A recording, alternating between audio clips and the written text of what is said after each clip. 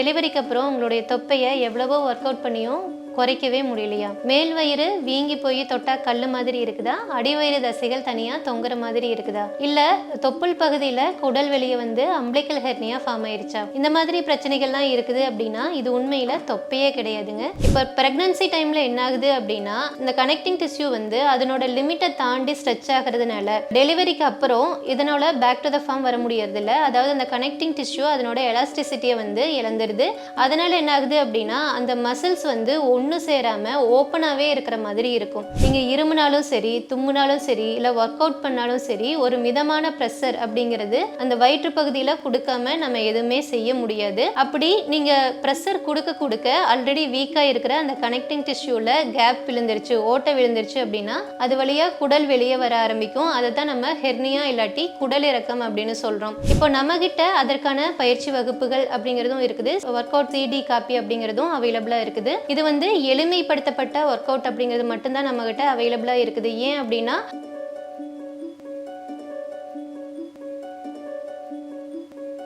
Health cafe நேயர்களுக்கு வணக்கம். நான் மலர்விழி மோகன்ராஜ், மலர் மருத்துவ ஆலோசகர். இன்னைக்கு நம்ம எதை பற்றி பார்க்க போகிறோம் அப்படின்னா பிரசவத்துக்கு அப்புறம் பெண்களுக்கு வரக்கூடிய தொப்பை அப்படிங்கிறது உண்மையாகவே தொப்பை தானா, அதுக்கு பின்னாடி இருக்கக்கூடிய ரகசியம் என்ன அப்படிங்கிறத பற்றி பார்க்க போகிறோம். அதாவது டெலிவரிக்கு அப்புறம் உங்களுடைய தொப்பையை எவ்வளவோ ஒர்க் அவுட் பண்ணியும் குறைக்கவே முடியலையா? மேல் வயிறு வீங்கி போய் தொட்டா கல்லு மாதிரி இருக்குதா? அடிவயிறு தசைகள் தனியா தொங்குற மாதிரி இருக்குதா? இல்ல தொப்புள் பகுதியில குடல் வெளியே வந்து அம்பிளிக்கல் ஹெர்னியா ஃபார்ம் ஆயிருச்சா? இந்த மாதிரி பிரச்சனைகள்லாம் இருக்குது அப்படின்னா இது உண்மையில தொப்பையே கிடையாதுங்க. இது வந்து மசில் செப்பரேஷனால் வரக்கூடிய தொப்பை மாதிரியான ஒரு தோற்றம். அது என்ன மசில் செப்பரேஷன் அப்படின்னு கேட்டீங்கன்னா நம்முடைய முன்வயிற்று பகுதியில 6 பேக் மசில்ஸ் இருக்குது இல்லையா? அந்த மசில்ஸோட பேரு வந்து ரெக்டஸ் அப்டாமினஸ் மசில்ஸ். அந்த மசில்ஸை ஒரு லீனியா ஆல்ஃபா அப்படிங்கிற கனெக்டிங் டிஷ்யூ வந்து கிரிப்பா புடிச்சு வச்சிருக்கும். இப்ப பிரெக்னன்சி டைம்ல என்ன ஆகுது அப்படின்னா இந்த கனெக்டிங் டிஷ்யூ வந்து அதனோட லிமிட்டை தாண்டி ஸ்ட்ரெச் ஆகிறதுனால டெலிவரிக்கு அப்புறம் இதனால பேக் டு த ஃபார்ம் வர முடியறது இல்ல. அதாவது அந்த கனெக்டிங் டிஷ்யூ அதனோட எலாஸ்டிசிட்டியை வந்து இழந்துருது.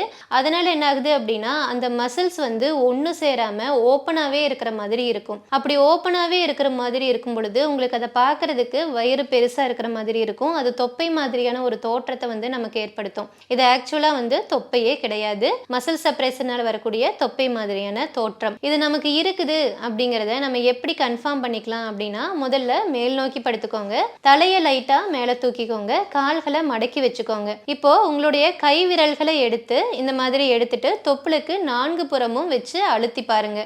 அப்படி அழுத்தி பார்க்கும் பொழுது கை வந்து உள்ள போச்சு அப்படின்னா அந்த இடத்துல மசில் கேப் இருக்குது அப்படின்னு அர்த்தம். அதுவே வந்து உள்ள போகல, ஸ்ட்ராங்கா இருக்குது அப்படின்னா அந்த இடத்துல செப்பரேஷன் எதுவுமே கிடையாது. அது வந்து தொப்பை தான். விரல்கள் உள்ள போகுது அப்படின்னா அது வந்து டயஸ்டசிஸ் ரெக்டி அப்படின்னு சொல்லுவோம் இந்த கண்டிஷனை. இப்போ தொப்புளுக்கு மேல கீழே இடது பக்கம் வலது பக்கம் அப்படின்னு 4 புறமே நீங்க இந்த மாதிரி கையை வச்சு விரல்களை வச்சு பிரஸ் பண்ணி பார்த்து செக் பண்ணி பார்த்துக்கோங்க. அப்படியே கொஞ்சமா மூவ் பண்ணிக்கிட்டே வாங்க. எந்த அளவுக்கு உங்க விரல்கள் உள்ள போகுதோ அவ்வளவு தூரம் உங்களுக்கு வந்து மசில் கேப் இருக்குது அப்படின்னு அர்த்தம். இந்த கண்டிஷனை நம்ம டயஸ்டசிஸ் ரெக்டி அப்படின்னு சொல்லுவோம். பொதுவா இந்த கண்டிஷன் நம்ம 4 வகைகள்ல பாதிக்கும். அதாவது தொப்புளுக்கு மேல்புறம் கீழ்ப்புறம் அப்படின்னு 2 புறமே வந்து ஓப்பனா இருந்தது அப்படின்னா வயிறு மொத்தமா பெருசா இருக்கிற மாதிரியான ஒரு தோற்றத்தை ஏற்படுத்தும். இல்ல தொப்புளுக்கு மேல மட்டும் ஓப்பனா இருக்குது அப்படின்னா மேல் வயிறு மட்டும் பெரியதா வீங்கி போன மாதிரி இருக்கும். அடுத்து கீழ் வயிறுல மட்டும், அதாவது தொப்புளுக்கு கீழே மட்டும் ஓப்பனா இருந்தது அப்படின்னா அடிவயிறு தசைகள் மட்டும் தனியா தொங்குற மாதிரி இருக்கும். இப்போ மேல்புறம் கீழ்ப்புறத்தோட சேர்ந்து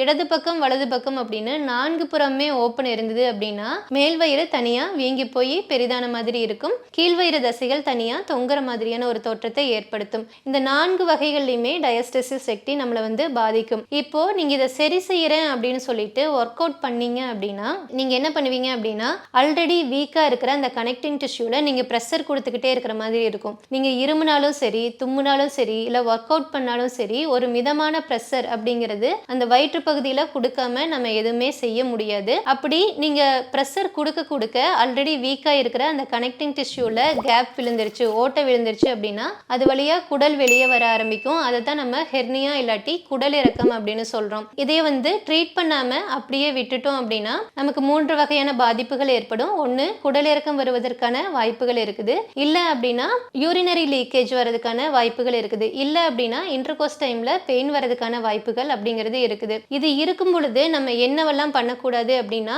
நார்மல் ஒர்க் அவுட் அப்படிங்கிறது எதுவுமே பண்ணக்கூடாது.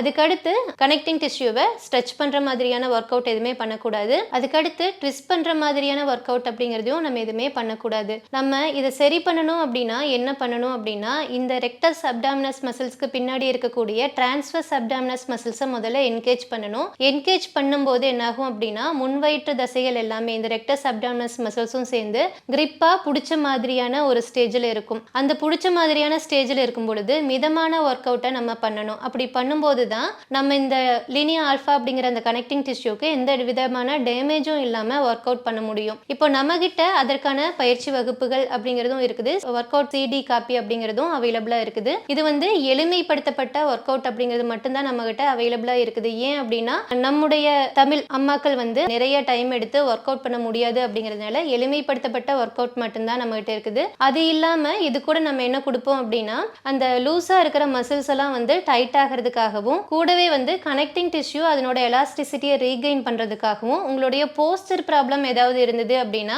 அதை சரி பண்றதுக்கும் நம்ம மலர் மருந்துகளை சேர்த்து கொடுப்போம். இப்போ இது வேற என்னவெல்லாம் பண்ணும் அப்படின்னு பாத்தீங்கன்னா நம்ம கொடுக்கக்கூடிய மலர் மருந்துகளே உங்களுக்கு பீரியட்ஸ் ப்ராப்ளம் ஏதாவது இருந்தது அப்படின்னா அதை சரி பண்ணிடும். ரெண்டாவது, உடம்புல எப்பவுமே ஒரு எனர்ஜியே இல்லாத மாதிரி இருக்குது அப்படின்னு ஃபீல் பண்ணீங்கன்னா அதுவும் சரியாயிரும். அதுக்கப்புறம் போஸ்டர் ப்ராப்ளம் அப்படிங்கிறதும் சரியாயிரும். இப்போ போஸ்டர் ப்ராப்ளம் அப்படிங்கிறது இது எந்த வகையில் அஃபெக்ட் பண்ணும் அப்படின்னு பார்த்தீங்கன்னா ஃபார் எக்ஸாம்பிள் இப்போ ரவுண்டட் ஷோல்டர் இருக்குது அப்படின்னு வச்சுப்போம். இப்படி நீங்கள் குனிஞ்ச மாதிரியே இருக்கும் பொழுது ஒரு வயிற்று பகுதியில் இந்த இடத்துல ஒரு ப்ரெஷரை வந்து நீங்கள் கொடுத்துக்கிட்டே இருப்பீங்க. அந்த ப்ரெஷர் என்ன பண்ணும் அப்படின்னா அந்த மசில்ஸை அந்த பேக் டு த ஃபார்ம் அதாவது கரெக்டாக பொசிஷனுக்கு வர முடியாதபடி ஒரு ப்ரெஷரை அது வந்து கொடுத்துக்கிட்டே இருக்கும். நம்ம இந்த ப்ரெஷர் எடுக்கணும் அப்படின்னா முதல்ல போஸ்டரை சரி பண்ணணும். அதுக்காகவும் நம்ம மலர் மருந்துகளை சேர்த்து கொடுத்துருவோம். ஸோ டோட்டலாக எப்படி இருக்கும் அப்படின்னா இந்த பயிற்சி வகுப்பு அப்படிங்கிறது ஹெல்த் ப்ளஸ் பியூட்டி பேக்கேஜாக இருக்கும். இதை பற்றின மேலும் தகவல்கள் வேணும் அப்படின்னா என்னை கான்டாக்ட் பண்ணுங்க. மீண்டும் வேறொரு பதிவில் சந்திக்கும் வரை நன்றி, வணக்கம். இந்த வீடியோ உங்களுக்கு பிடிச்சிருந்தா லைக் பண்ணுங்க, ஷேர் பண்ணுங்க, கமெண்ட் பண்ணுங்க. மறக்காம ஹெல்த் கஃபே தமிழ் சேனலை சப்ஸ்கிரைப் பண்ணிட்டு பெல் பட்டனை கிளிக் பண்ணிடுங்க.